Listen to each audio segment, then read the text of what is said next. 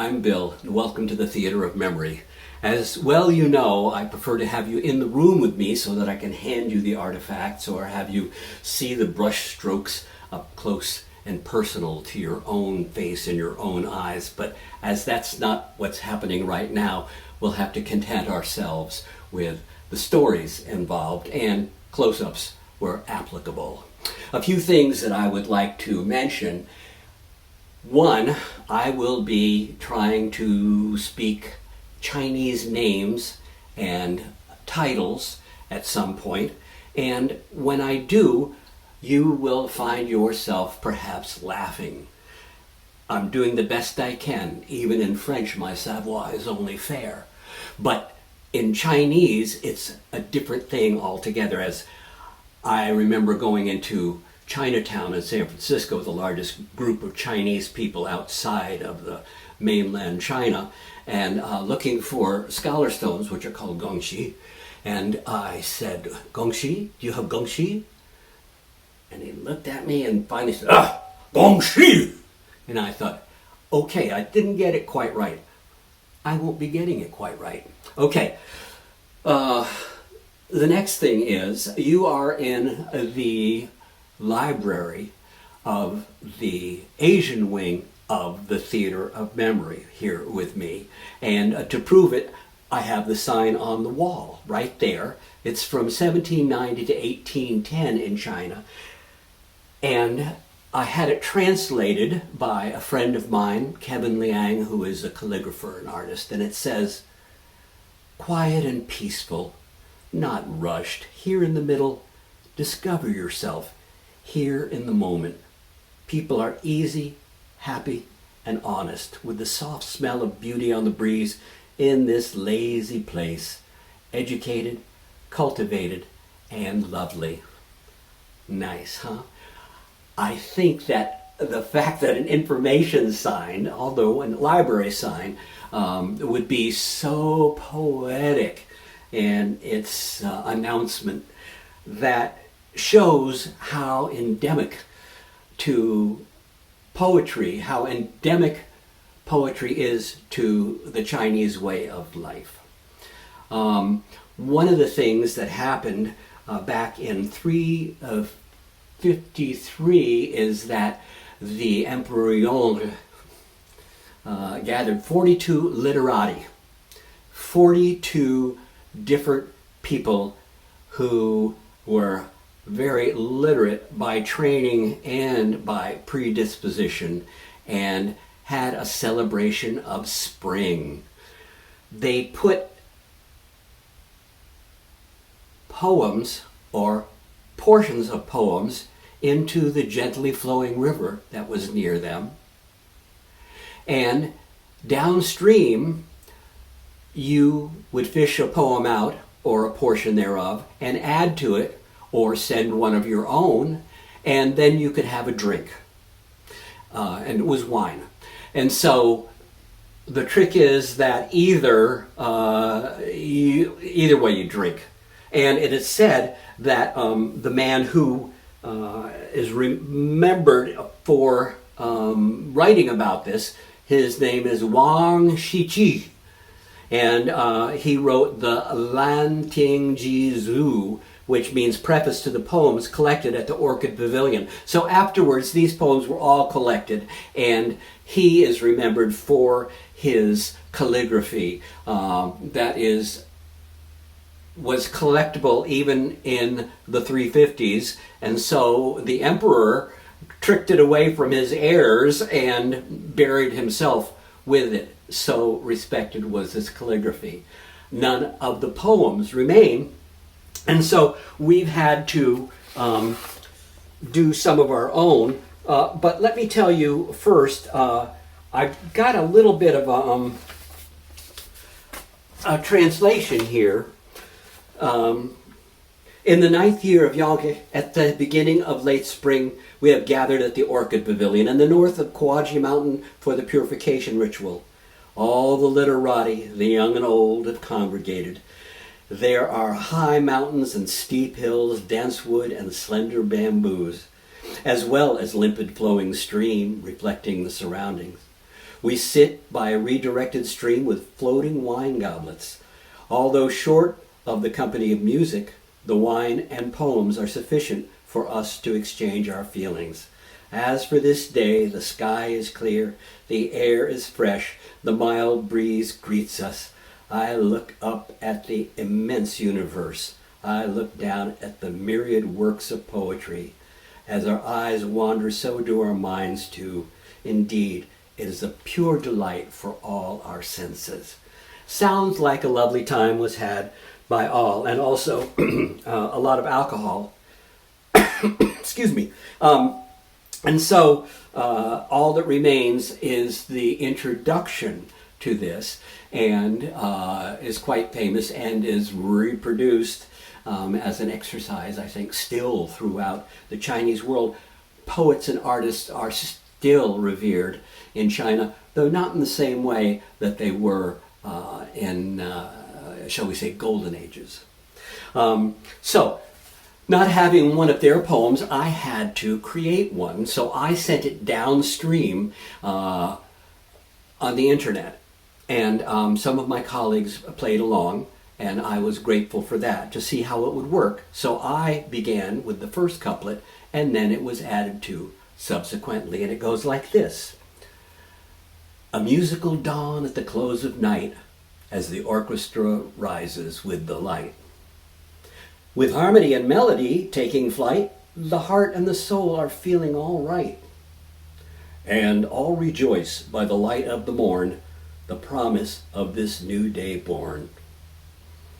Then cold blows in and snap, the whole darn day just turns to crap. Such is the nature of the internet and the streams that flow today. Still, I'm grateful for my colleagues for playing along with me.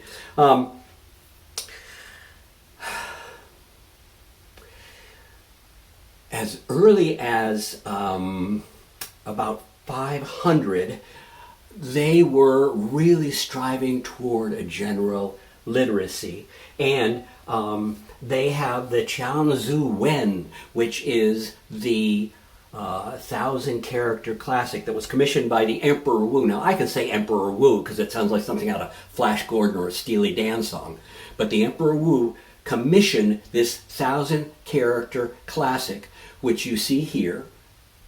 And it has 1,000 characters that do not repeat, and they give historical facts and agricultural tips, and it rhymes, just as a child today would sing A, B, C, D, E, F, G. They sang this. And anybody who knew these 1,000 characters were considered to be basically literate.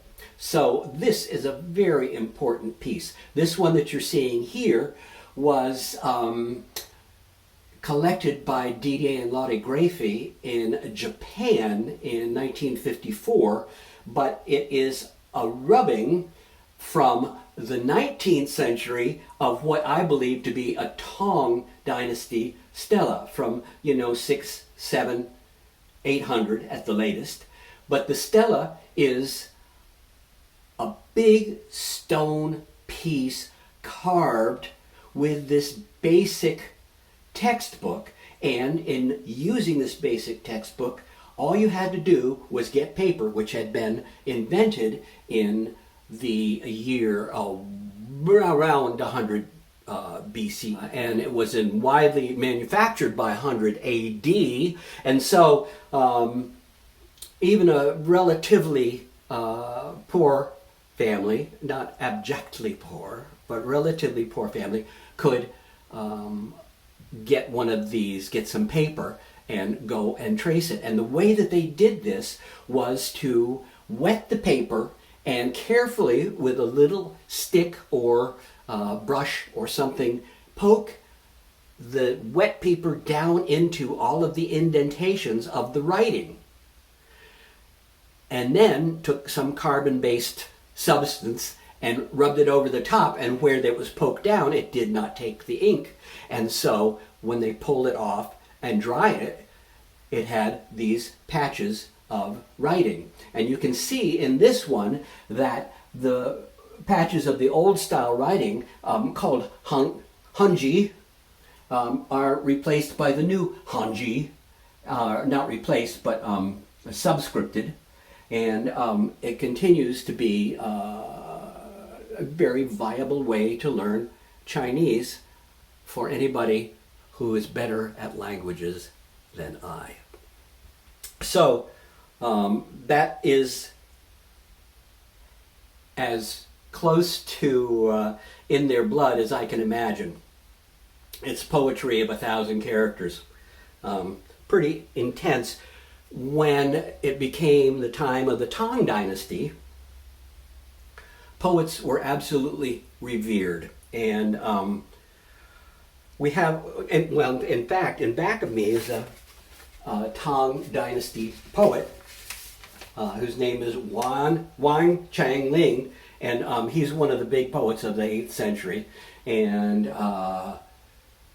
is known for his quatrains, 7-character quatrains, and quatrains. We'll have to see if they're are compatible, especially those on Life in the Border area. But well, I love this because one of my friends, the one who translated my library sign, Kevin Liang, translated it by writing it in his own handwriting and then doing a script for me. And so this very famous piece says,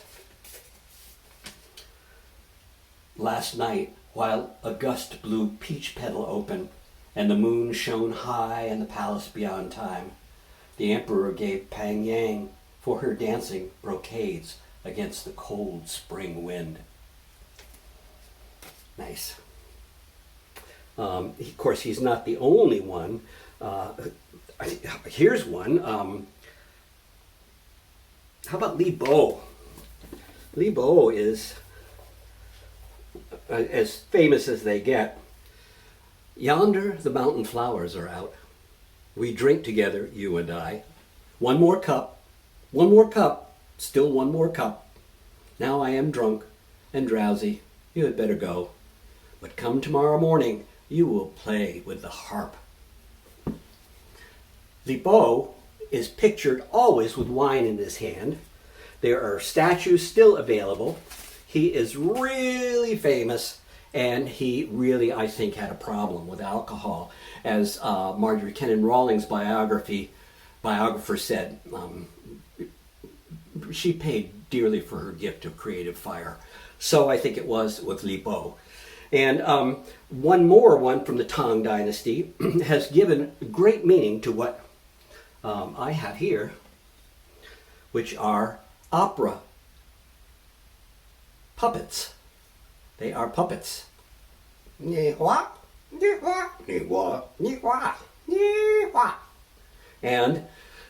they are old and battered. And so imagine my thrill when I discovered this wonderful little book that Jason Stuber had edited about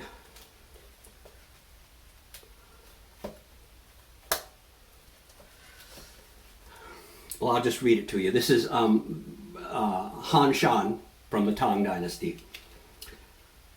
"So Han Shan writes you these words that no one will believe.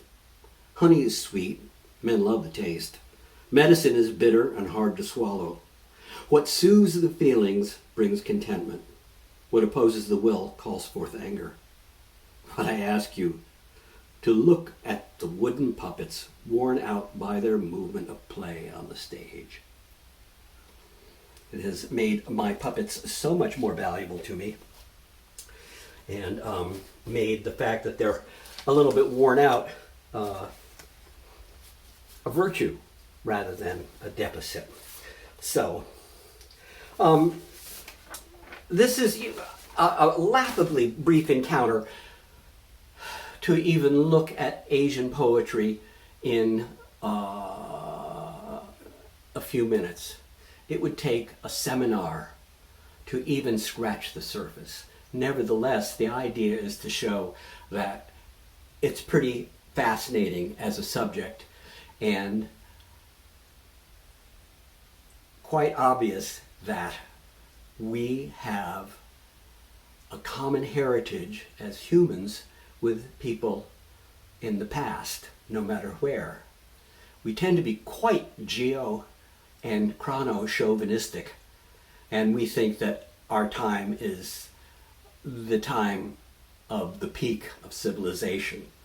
Maybe not so much anymore, but we do know that there was a time when poets reigned supreme in China. We'll talk about the Western poets some other time, but in China and in Japan, poetry was looked upon as absolutely vital. So here is a book. I said we're in the library, and you can see by the profoundly organized scrolls and the books that we are in the library at the Theater of Memory. But this is one that is problematic to me because it is a rhyming dictionary showing rhyming schemes and where to put the emphasis on what syllable, and it's all in either Hanji, which is the name of the script that is Chinese, or Kanji, which is this name of the script that is Japanese. So I don't know, but it is a rhyming dictionary, and it was collected again in 1954, and it's late 19th, early 20th century, but still an important part of life, important enough that they would have a dictionary to help you with your rhyming schemes. So I'll show you a few more things that are of the Chinese penchant for rhyme.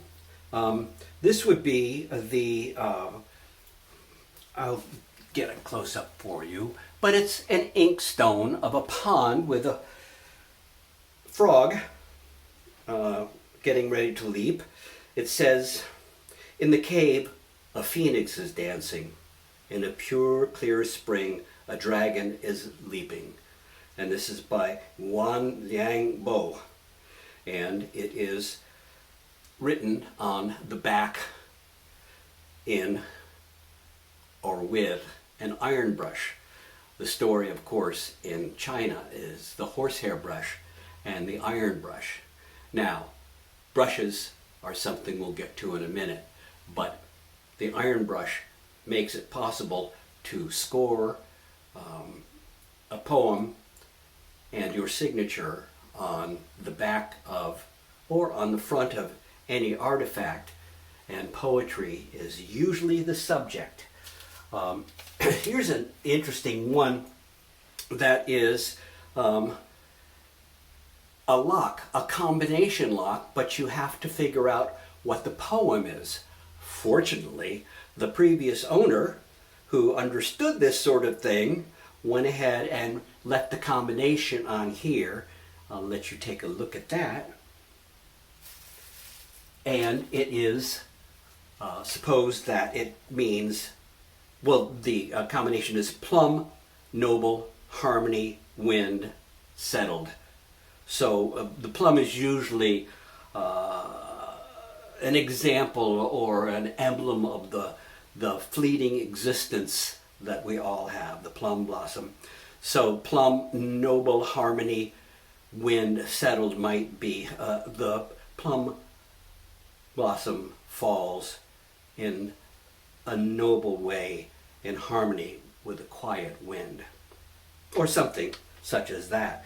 I do really appreciate that somebody did this one, and it is, as you will see, on a piece of rice. I suspect that it's bone or ivory rather than just rice, but it is, "I wish you smooth sailing with the wind into a great long future.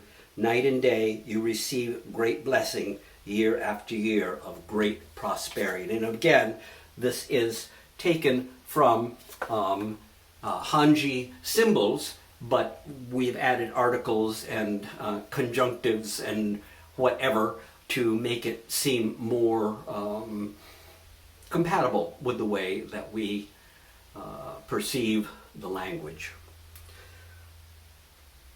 I think it's time in this laughably short review that we move to the golden age of the haiku in Japan, which is from the 9th through the 12th century, I think. But they never stopped being important, never stopped being famous, because it is sort of a systemic feeling of being able to put something in just 17 syllables. Of course, originally it was, I think, 5, 7, 5 syllables was the combination. You'd pass it to the next person and they'd put 7 and 7. I don't know.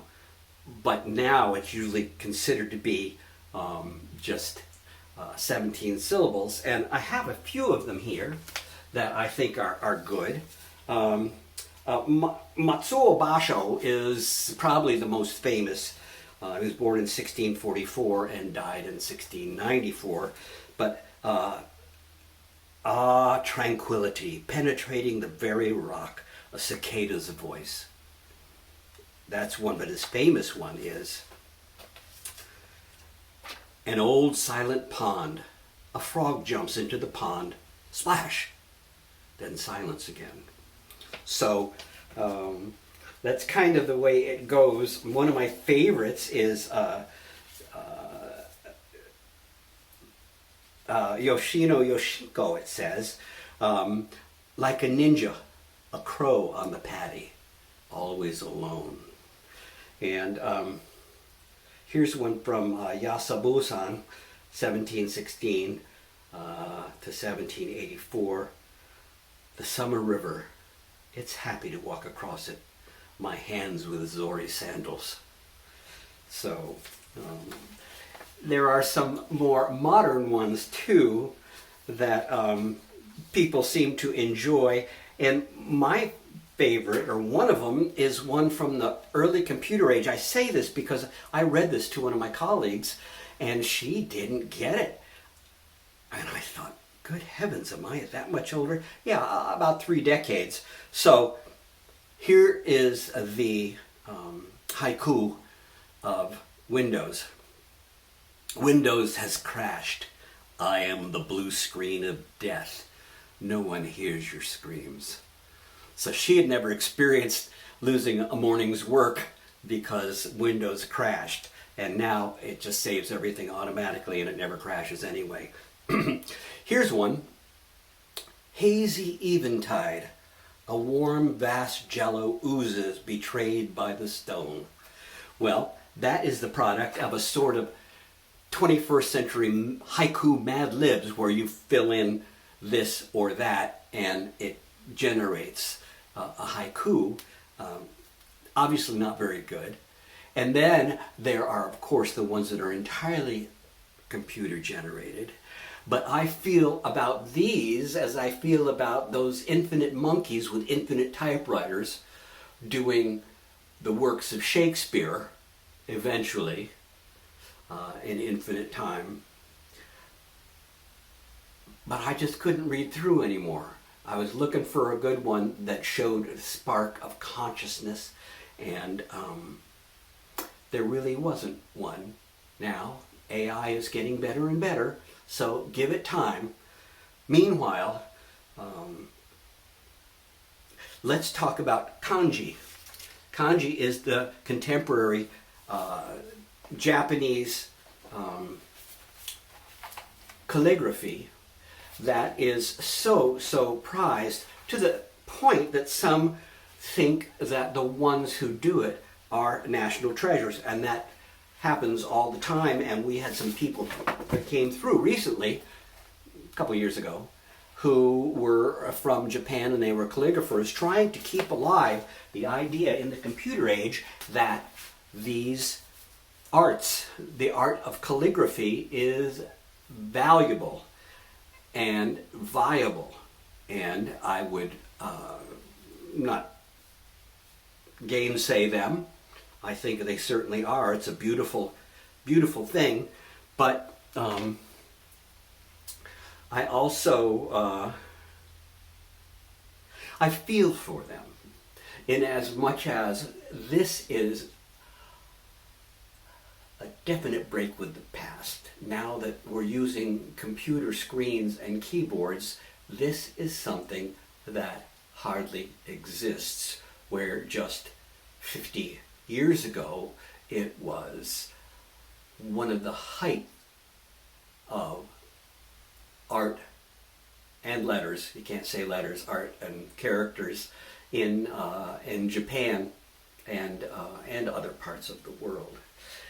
I want to show you just a few of these hanging things. This is Chinese here, but we have a few Japanese ones. They are called kakimono. The ones that hang down are kakimono. The ones that are horizontal are called makimono. But these are kakimono, and they were collected again by Didier and Lottie Grafey, the doctors Grafey, when they went on a Fulbright scholarship to Japan in 1954. And so if you'll direct your attention to the door, you will see one from the 19th century that says, "Blue Mountain never moves. White clouds come and go."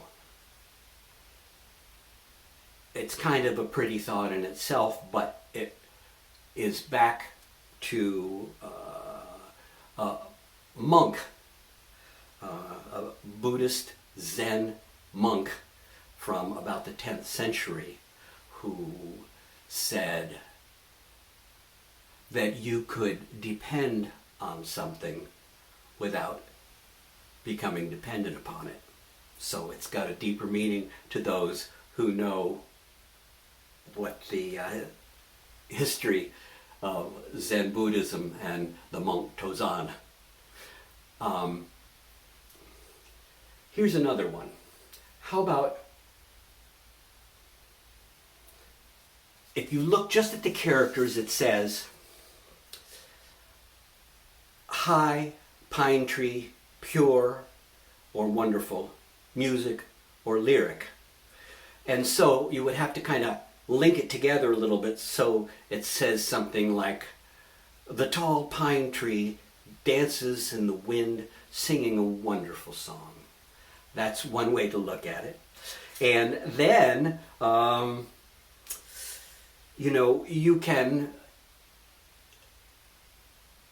can go into the history of Japanese literature and the haiku, which are all in these books. Haiku all through the years, and these are arranged by season, so summer, fall, winter, spring, and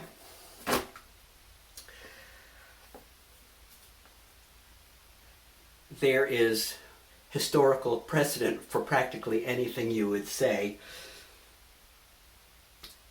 but there are still people in the 20th century who were profoundly famous as calligraphers and, in turn, poets. Here are 4 large characters, and I might be able to show you one. Can you see that?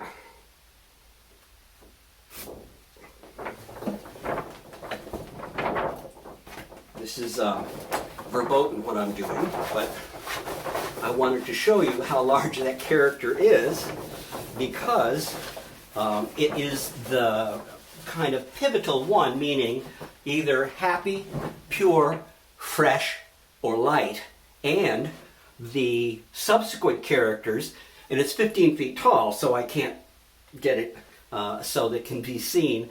Happy, pure, fresh, or light, and then the next one is wing, and then the next is crystal, then the next is moon. So it's a happy wing that sails beneath a crystal moon, is the way it was looked at. But I wanted you to see that because this is an example of something that is spectacularly large and needs a spectacularly large brush to do it. And these brushes exist. If you'll come over here with me, these are brushes created for calligraphy out of bone, bamboo, Buddha belly bamboo they call it because of its folds, horn, ceramic, glass, and the bristles themselves are a mountain goat, hog, and horsehair. And you need a really big one to do something like the calligrapher Cayenne did with Happy Wing, because you can't just outline it and fill it in. It needs to happen all at once, because that is the moment of magic, as the inked brush is above with a white paper. Potential is infinite. Anything can happen. And so they look at the act of creation as if it is magic. And I would find it hard to disagree with that. Thanks so much for being here today. This is a lot of fun for me because I don't get to talk about this stuff much. I prefer you being in the room so that you can handle the brushes and see the brush strokes up close. But that's not what's happening right now. I look forward to seeing you in person at the Theater of Memory, and hope that you will find this is a beautiful day for you. And if you need to, make a poem.